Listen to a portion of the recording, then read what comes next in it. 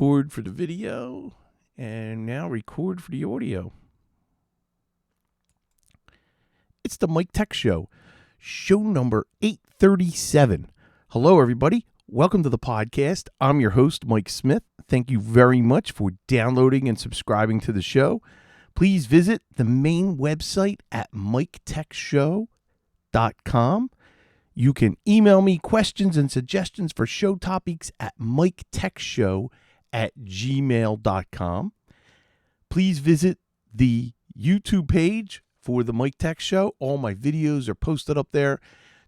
It's /Michael Smith MTS on YouTube. And please don't forget to subscribe to the YouTube channel. I really appreciate it. This show is brought to you by Instant House Call. If you are an MSP or an IT professional, this is what you need for remote support. They just released. Release Candidate 2 is amazing. Faster response. You can have a screen pop up on each monitor mirroring the monitors that you're connecting to. Love it. My son's been abusing it and just loves it. And I like it. I love it. We use Instant House Call every day for remote access for our clients, and it will access through firewalls. You can have unattended access. Go over to instanthousecall.com, download the 15-day free trial, and don't forget to use the promo code Mike Tech Show while you are there. The show is also brought to you by MagnusBox. This is the best online backup service that you need for your clients. They support all the operating systems: Linux, Windows, Mac, Windows Server, Synology, which is at its core Linux, Office 365. You can back up. The one product, all you need for one-stop shop to become a partner and resell their service. You can try it free and demo everything, which the same features as all their paid partners. Just go to magnusbox.com and don't forget to mention that you heard it here on the Mike Tech Show, because you'll get free white labeling and your first 3 months half price off the platform fee. You got to check this out. It's incredible. magnusbox.com. All right. Tonight's show got some interesting things that I've been reading and that I've come across, and then a problem that we've been dealing with and experiencing with our clients that I absolutely have to just go over with you, and you already are probably experiencing it, and that's Microsoft causing the BitLocker Recovery key after they do a fix on the secure boot. This was killing us a couple weeks ago. So a couple things we've done and things that we're doing, and I wanted to just bring up some tips for you. Then we have the Apple security updates. I want to go over a site, MacRumors, that I like. A couple scary things coming out of Black Hat 2022, and then some open source collaboration projects. So let's get started here with the first big one, which we started getting calls a couple weeks ago for our clients that said, hey, we can't get in. It's asking for the BitLocker key. And of course, we have the BitLocker key on file, but I'm going to go over a couple things that we do that helps make this a little easier for us. And I am going to go over it right now. The first link, which is Microsoft's secure boot fix, send some PCs into BitLocker Recovery. That's ugly, ugly, ugly, ugly. you're presented with this blue screen where you got to enter the BitLocker recovery key. If you don't have it, you're redoing the system, and you better have had a backup because it's gone. There's no other way of dealing with this. We make a copy of all of the BitLocker recovery keys. But something we do, because I have the Synchro RMM, there's a great script in PowerShell to get recovery keys. And we run that script, and it will put it, we had to make a custom field I had to called BitLocker keys C, and then you can have a D and an E, and you run this, and in 60 seconds, you will have the BitLocker key stored in that field for your asset for that client. I love that. And something else that's coming out of this, there's the actual knowledge base that this was. I'm trying to let's see if I can find it here. There it is. The knowledge base 5012170. That is the culprit that causes this. Something we've done with a couple clients, once we learn that, we can suppress that particular update using the Windows Update policy where we can block certain updates. All I got to do is enter that knowledge base number, and we have scripts, and I have a policy that for monitoring that we can suppress certain Windows updates. So using Synchro. So that's really cool. And we've done it with the knowledge base that broke the printers. And we're doing it now with this one for stopping this BitLocker recovery to happen. Moral of the story, what the takeaway, and this is a continuous theme here for the takeaway for BitLocker: back up the key, back up the recovery key, have it in a safe place, have it well documented so you know exactly which asset that key is for. That's the big takeaway here. Next, Bleeping Computer. They have a 0 days hack on iPhones and Macs. So be prepared. You got to run this. I ran it on my Apple iPad OS to go to 15.6.1, I believe, is the first update, and then on that for iPad OS, and then of course for the Apple OS 15.6.1, I have to actually do that on my phone. I haven't had a chance. I'm probably going to run that tonight. Just wanted to make sure that this hack also, you have to run your updates on the Macs. So if you live in the Apple ecosystem, you have to update all of your devices. From iPhone 6 and greater, iPad Pro, all models, iPad Air 2 and later, iPad 5th generation and later, iPad Mini 4 and later, and the iPod Touch, 7th generation. So it's in the wild now, and they haven't released any further information regarding these attacks, but you should absolutely apply these. I've had no problem on my iPad. I've had no problem on my MacBook Pro. So just an FYI. And here is from Macworld. Again, the iOS 15.6.1 patches critical flaws that may have been actively exploited. So when this happens, and it's so great, I always do this kind of an update or a fix.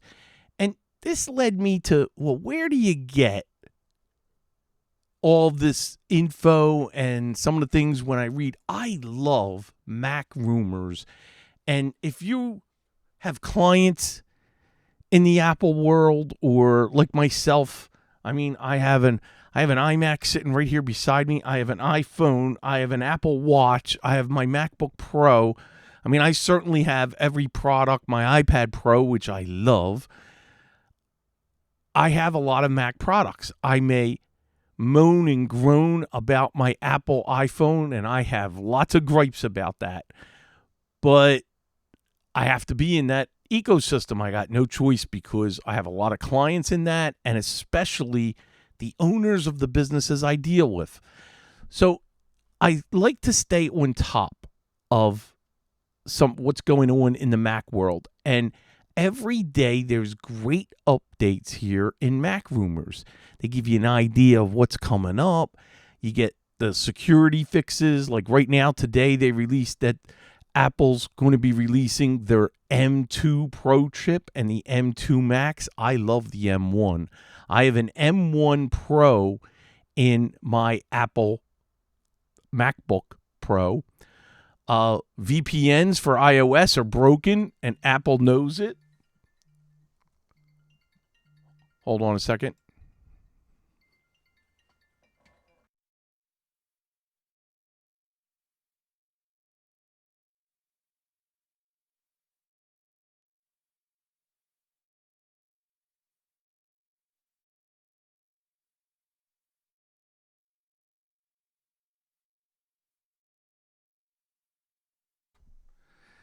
That was my son. Hold on. Let's continue. All right. Give me a second. Boy, there's been a lot of news since I just went to here. Okay. For the iPad, for the iPhone, you're going to see, hopefully a new iPad, but a big event, September 7th for Apple. That's where you want to keep an eye on for all the new phones and some new products coming out. This is more news on the 15.6.1, news on the security updates for Mac OS Monterey. So they have 12.5.1 now. And then a new Watch OS 8.7.1. And on deals you can see. I really like MacRumors. It's where I get a lot of updates. Next, I came across this PC Magazine reporting on the 14 scariest things we saw at Black Hat 2022. I want to get to number 2 here. SMS codes flunk MFA. How scary is this? When password security isn't enough, banks and sensitive websites turn to multi-factor authentication. Of course, we push this. We want to be secure. You want MFA all the time, whether it be banks, whether it be anything financial, anything you're dealing with for security, multi-factor authentication. That's where, when that's turned on, the site you're trying to log into or the device, you're going to get prompted for a code that they're going to send you via SMS. Well, here you go. A Swedish research team demonstrated that sending an authentication code via a text message is inherently insecure.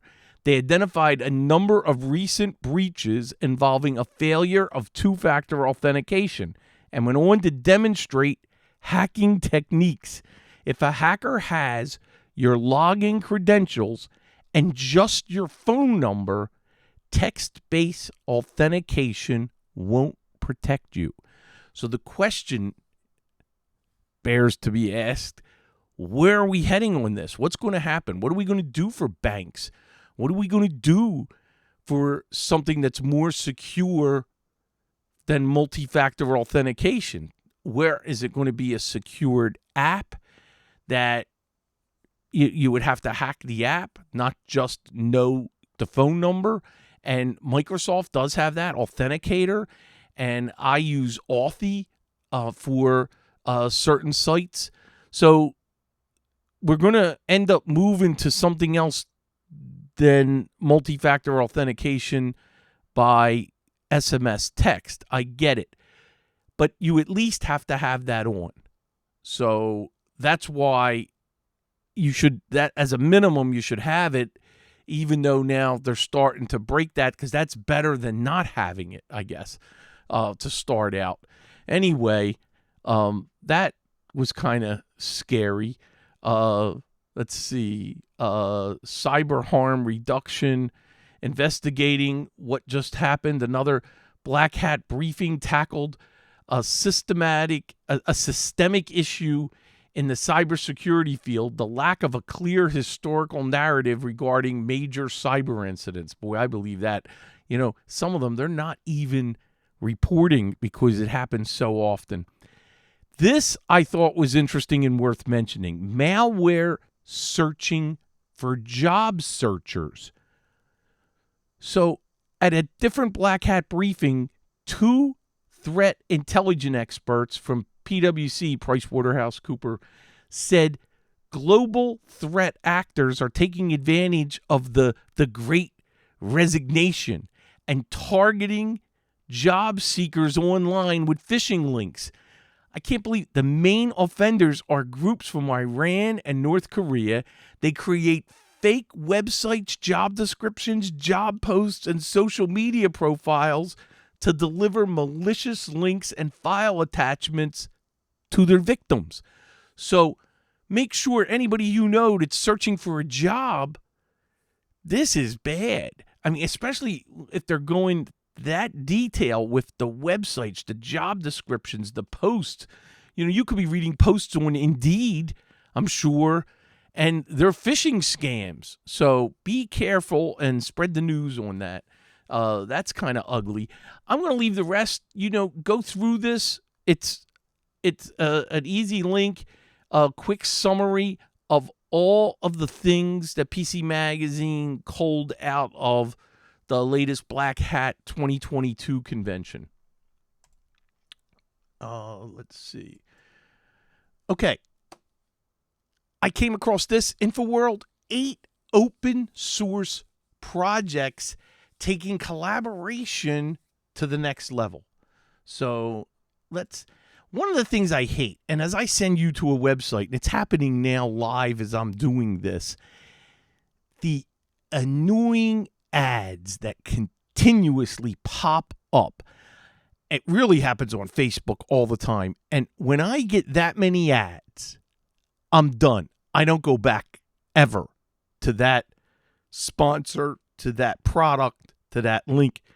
You're going to fill it with so many ads that I could barely read the information that I'm trying to get to. You're done. I'll never go back to the website. And some of these websites, and I apologize, like for InfoWorld here, it's some really good content, but you're going to have to navigate through some annoying ads. So I use Ad Blocker Plus, and I don't have it on this particular browser that I'm demonstrating right now. I do on my main system.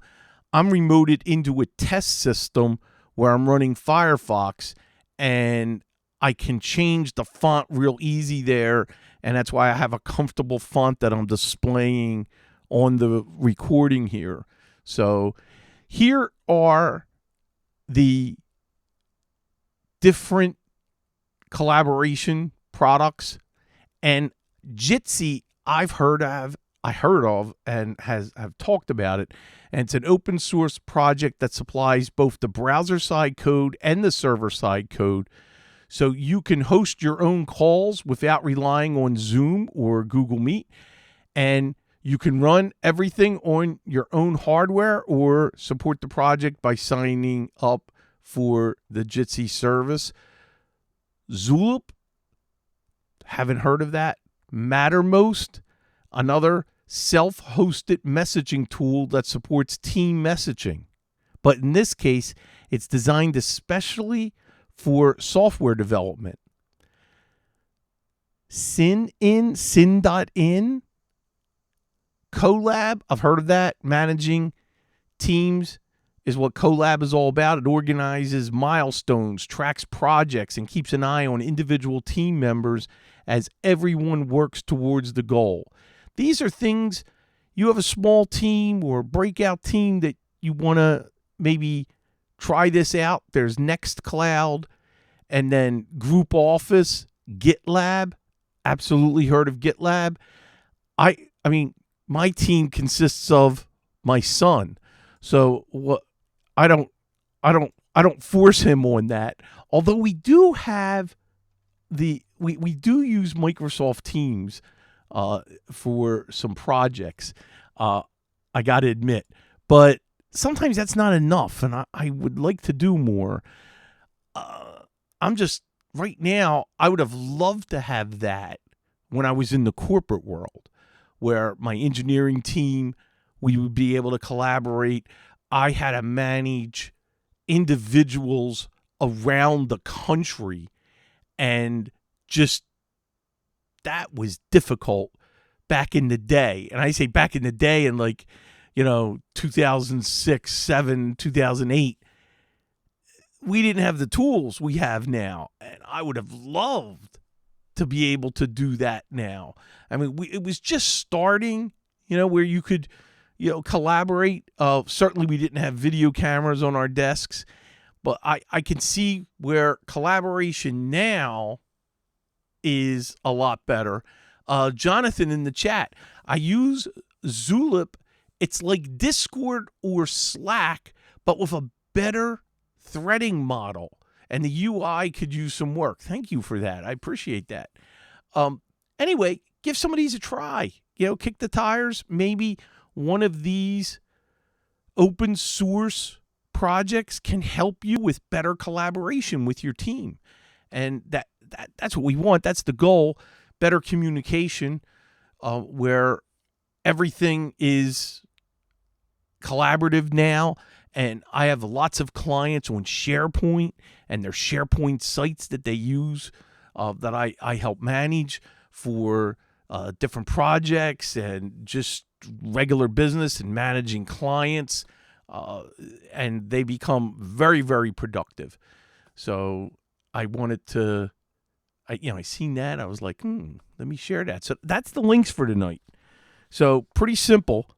And that's the Microsoft Secure Boot issue with BitLocker, Apple security updates, and I got 2 links for that, and then MacRumors, and then the 14 scariest things that PC Mag saw at Black Hat 2022, and InfoWorld's 8 open source projects taking collaboration to the next level. So that is it for tonight's show, and hope you enjoyed that. Hope you get something out of that. I really appreciate you staying subscribed and downloading the show, or however you view it. Go over to the YouTube channel. Make sure you subscribe. I really appreciate it. That's it. Don't forget something that we use all the time, and that's Fabs Auto Backup Pro. Love it, love it, love it. This is the tool you need to move your files from one system to another. We use this all the time when we're upgrading someone to a new computer and we want all their settings and their files. Just take it. It's so easy to use, a great interface. We are an affiliate for Fabs Auto Backup and really love it. Remember to support the sponsors, Instant House Call and Magnus Box. I'll see you back here, same time, same channel, next Thursday night. Bye-bye, everybody.